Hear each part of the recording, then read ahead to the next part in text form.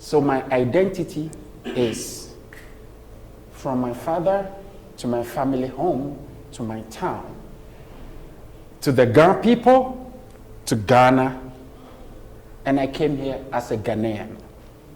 I came to graduate school in Cambridge, Massachusetts, 1994. But upon arrival, I had experiences that made me think, and people asked me questions, and I had engagements with people that made me African. So I started identifying as African. Then with time, I became black. So, an onion. Layers of identity. And so now I identify the whole spectrum. But ultimately, I identify as black because that is the one thing that binds us together, us. Mm-hmm. We are all one people as black people, but we are also one people as humans. And today we're going to look into this idea of the individual to the collective and what that means. And we are going to explore that through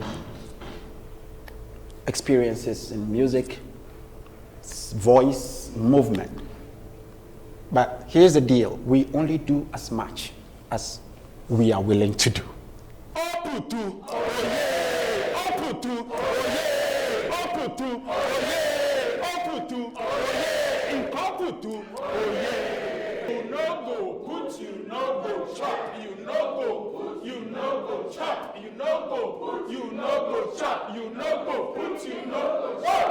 So we have a lot of people who are so successful, but we realize we as a society are suffering because it is not what you know, but who you are. So when I teach, I ask my students, don't worry about your grade. Be very interested in who you are becoming. Boom. Ready? Emily. Tiffany. Bookie. Mustafa. Sorry. Paul. Efley. Rashida. Terrell. Kimberly. George. Ruka. Judith. Julie. My childhood, where dancing and laughing was cool, right? And you just being you and having a good time, to the point of your life where you were inspiring to be other people, where you lose that sense of being you, thinking like you have to show up in this space, this space, and coming here, being in the banking industry, having to wear a suit and a tie, being forced to show up in a space in a certain way, where you had lost part of you, and going back and trying to regain that, and building this organization and trying to get people to understand you don't have to lose that, right? So for me, I just went through my entire livelihood, and I just want to thank you, because now it comes with clarity and to your point that we are a success, we're not a failure. I think that the systems are really structured to become an A student, to be the perfect person for that job, for that title, like Efren was saying. But that doesn't mean anything if your percentage of being a human is so low. So now for me, my job is to really spread that awareness and start within myself. I need to connect back to the roots and really humanize everyone, because it's not all about robots or about AI, it's really about connecting everyone.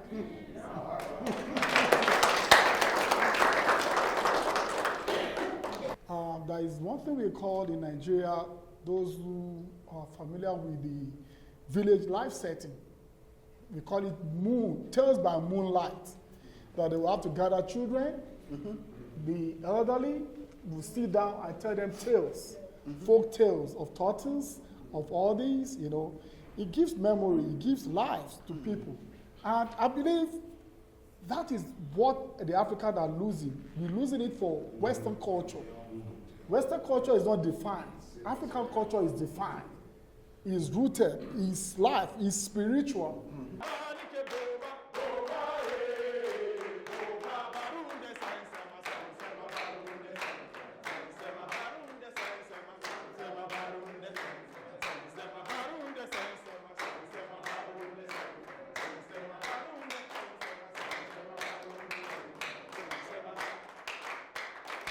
And when I think about my own history, to have a father who is Liberian, who says we're crew, and he says this is what we do.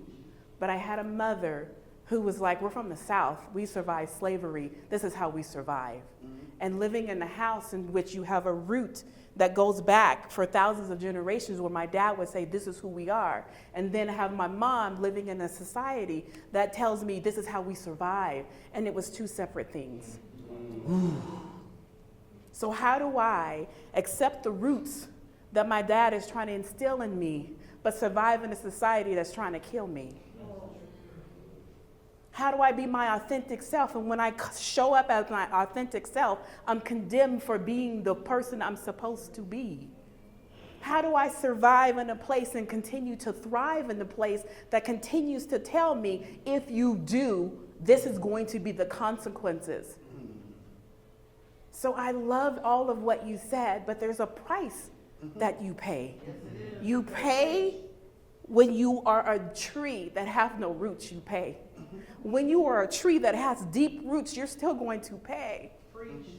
Because your roots may be deep, but they burning you at the top. And when you were talking about that, that made me think that each of those generations of folks was one of those lines in that tree. The forest fire was slavery, right? Or Jim Crow, or whatever.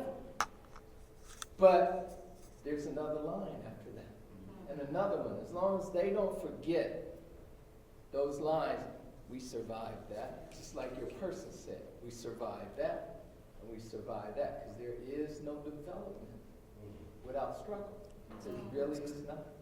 And that resilience is the essence of who we are as people, as human beings who have developed. It's not soft, it's not easy, it's hard. But we're standing like a tree with roots. We got them all. Woo! The foundation is not working. And we keep patching. I am inviting us to go back.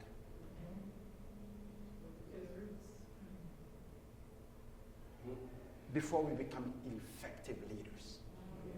Did you hear that? Yeah. Effective leader who will create sustainable systems for sustainable culture.